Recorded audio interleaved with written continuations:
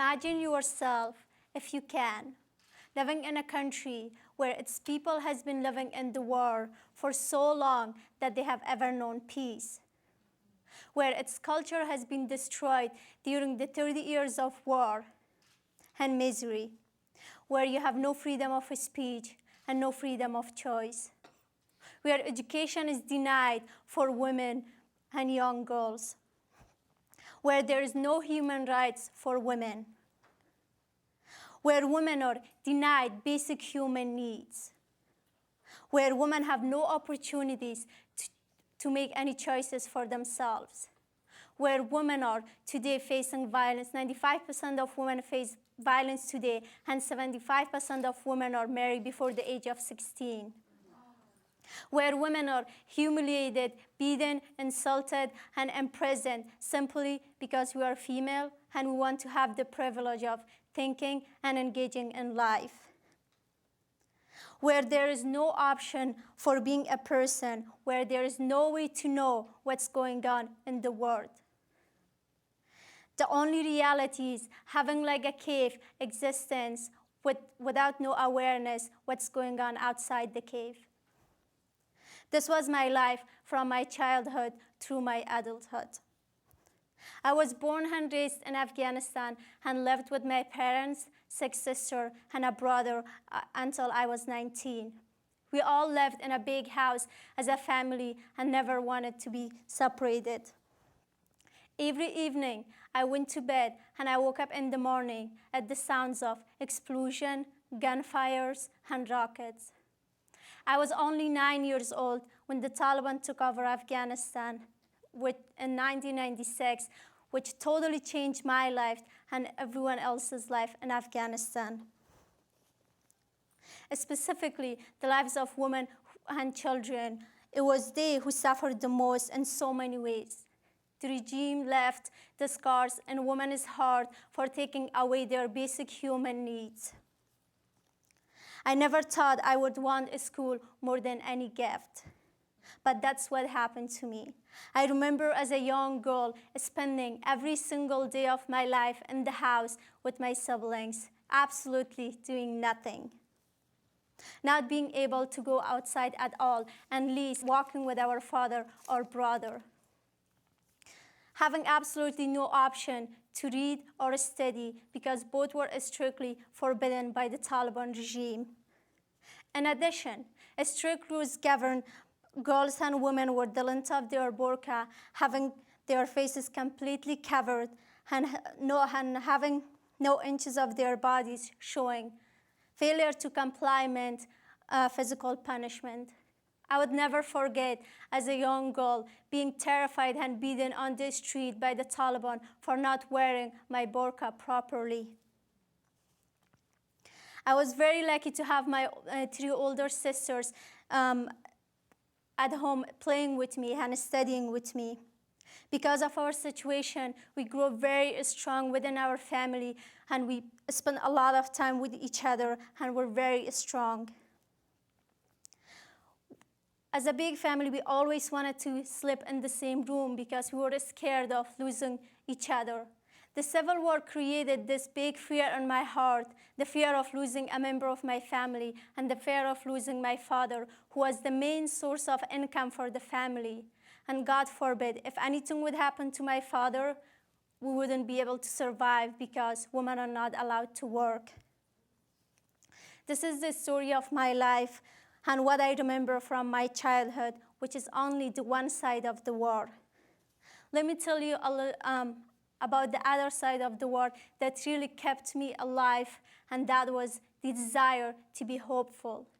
To be hopeful for the future, for the day that I was able to go back to school again and feel free. Most importantly, feel like a normal human being. Finally, after so many years of suffering, when I got a chance to taste a new sense of freedom, I started playing football. That's soccer for American. Soon I fell in love with a very risky sport in a deeply conservative society where women have been always subordinated to men. I was humiliated over and over again, and people tried to convince me to give up soccer, but I never did. Whenever people tried to put me down and tried to convince me to not play soccer, that's when I even got more motivated and I did even better. Thanks to my wonderful family, my parents, who was always supported my decision and was always there for me no matter what the situation was. And I'm very thankful for that. And thanks to my American parents, who I have been living with them for 5 years here, and my most amazing sisters, who are always there for me and support me and help me to adjust myself to the new culture. My parents not only supported me for playing soccer, but also education was the most important object in my life. After missing 6 years of school, I realized how much I missed school and learning and being at school.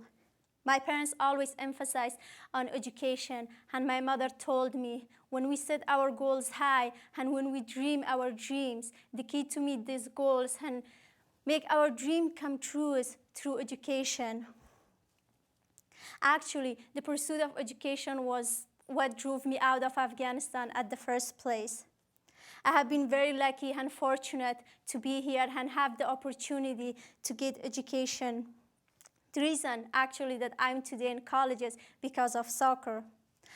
I found courage and hope in soccer, and I used it as a weapon to achieve my dreams and free myself from the bondage of my gender. Of course, playing soccer was not easy, and I know the risk and consequences, and I still wanted to play soccer because soccer is my passion, and I couldn't resist playing. At the same time, I gradually felt that I actually was a person who could make my own decision and speak my own mind and learn how to be myself. At the time when I started playing soccer, literally I was the only girl who wanted to play soccer. But however, I never played in a team until I got contact with the Football Federation, one of the coach, and he helped me to recruit more girls from high schools. By the end of 2006, we had 25 teams in Kabul and other cities in Afghanistan.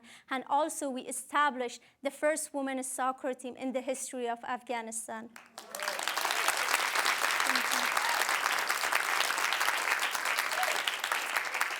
I became the captain of the first Afghanistan women's national soccer team. It was just an amazing feeling, an honor to present my country in the world completely in a different ways, and that was through soccer. I wanted to show the world the other side of Afghanistan, the brave women of Afghanistan who are making history despite the challenges that they are facing in daily life. Even though my teammate and I were insulted, humiliated over and over again to give up soccer and face challenges every day in life, but we never did. Personally, I was ready to face all the hardships and just for the love of soccer, and most importantly, for the love of empowering women and girls, I didn't want to give up. Every time I stepped in a soccer field, I felt that there's nothing else exists around me. I felt happy, felt free, that I have never been before. The only thing that was really hard for me to face was playing soccer at the stadium, where women used to be executed, punished for moral crimes, for escaping away from their abusive husbands. That was the most difficult things that I have to go through, and it took me a really long time to get those images out of my mind. But at the same time, thought of those women being executed and punished made me even more motivated to become an advocate for women's rights. The main reason I started playing soccer was just to play because I wanted to compete and win. This was motivation for me to put my emotion and anger into the soccer field, and I played. I played for the winning and losing, which helped me to understand that there is value in every single person and everyone deserves the best, regardless of race, gender, and ethnicity. Playing soccer taught me to be collaborative and competitive in a way that built confidence in me. But what soccer really did for me is that it allowed me to see the world and other people through a different lens. Most importantly, however, soccer gave me hope for living and a brighter existence. After a while, soccer became a big part of my life that I couldn't imagine myself without it. It completely changed my life and the life of my teammates who are all studying right now abroad in various countries. Engaging in sport as a woman helped me to confront my situation that demands that I would be strong in spirit.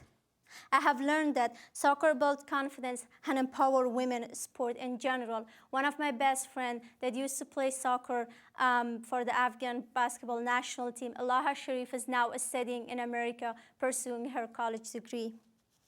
Let's all join to help women and girls globally and create more opportunities for women to get strong and take the charge of their life. Everyone deserves a second chance, a better chance, a chance to make change in their life. Obviously, changes are not easy, but sometimes in life, we have to take risks and make sacrifices in order to gain something and make a difference. We cannot have peace and democracy in the world without having women involved. I want to raise my voice through this conference, asking the brave women of the world to get together and fight for the rights of those women who have never known freedom of their rights to have freedom. My story is one story, but I want my story to be the source of hope for young women who are dreaming of freedom and who they want to be. Through my story, I want to help young women to take a chance, to follow their dreams and pursue their education so that they in turn can help others to escape the chains of gender discrimination. Please take a moment and think about how valuable your freedom is, and think about how you can help someone else to have that freedom that you live in with every day. Thank you so much.